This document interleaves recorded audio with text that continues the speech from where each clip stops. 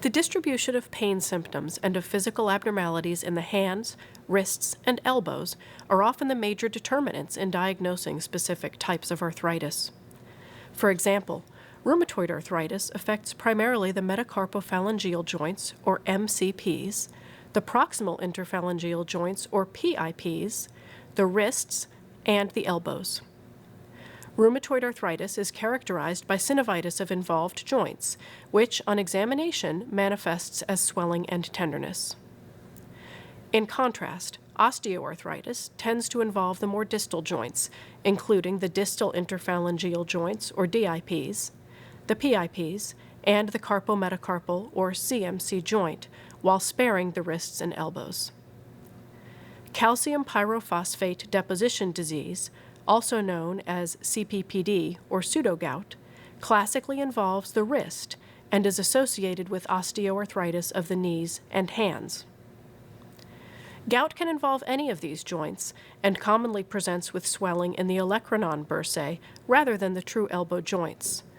Spondyloarthropathies can involve any joints of the upper extremity and are classically asymmetric, with a predilection for involving every joint of a single ray.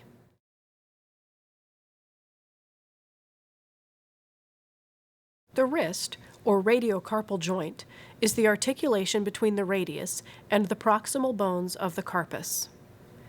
The first carpometacarpal joint, or CMC joint, is between the trapezium and the base of the first metacarpal. This joint has substantial range of motion, being able to flex and extend as well as adduct and abduct perpendicular to the plane of the palm. The metacarpophalangeal joints are between the metacarpals and the proximal phalanges. They are located about 1 centimeter distal to the knuckles. These joints flex and extend and have lateral movement. Proximal interphalangeal joints and distal interphalangeal joints are hinge joints. These joints can only flex and extend without any lateral movement. The elbow is a synovial joint at the articulation between the humerus and the radius and ulna. The elbow has both a hinge function at the joint between the humerus and the ulna and the radius, and a swivel function at the radio-ulnar joint. These three joints share a single synovial cavity. The olecranon bursa overlies the ulna and is not contiguous with the elbow joint cavity. The ulnar nerve courses medially between the tip of the olecranon and the medial epicondyle.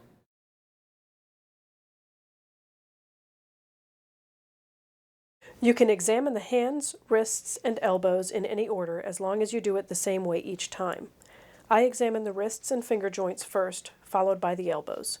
When examining patients' joints, make sure that you look at the patient's face rather than at the joints. You want to be able to notice if the patient grimaces when you palpate their joints, indicating that joint is sore or inflamed.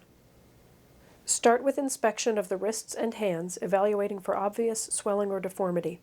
Specifically evaluate alignment, taking care to notice if there is any deviation of the finger joints.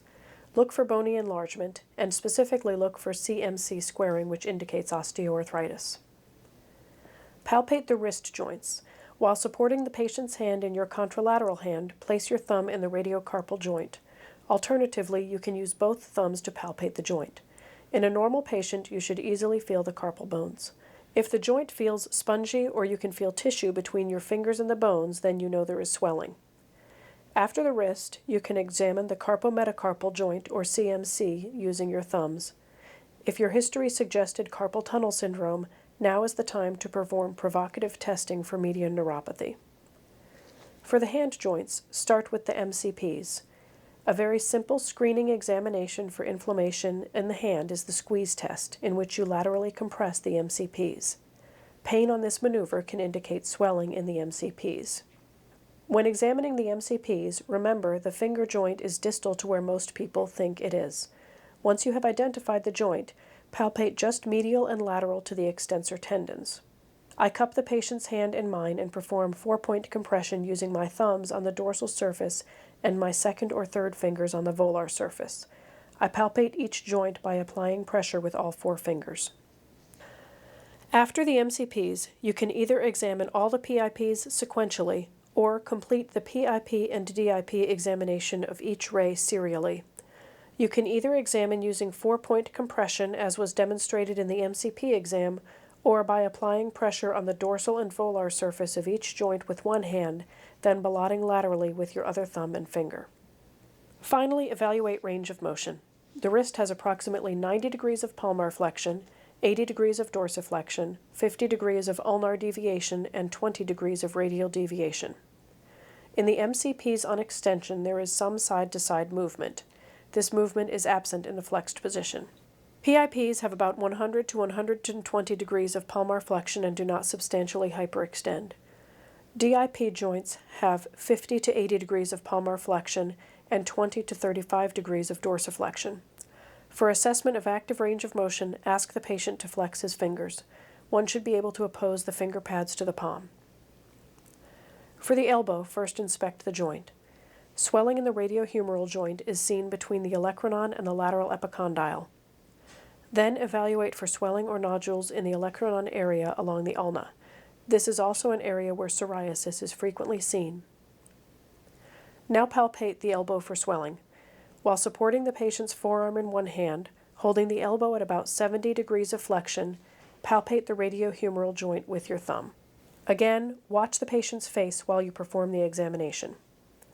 You may detect either lateral or medial epicondylitis by eliciting tenderness on palpation directly over either the medial or lateral epicondyle.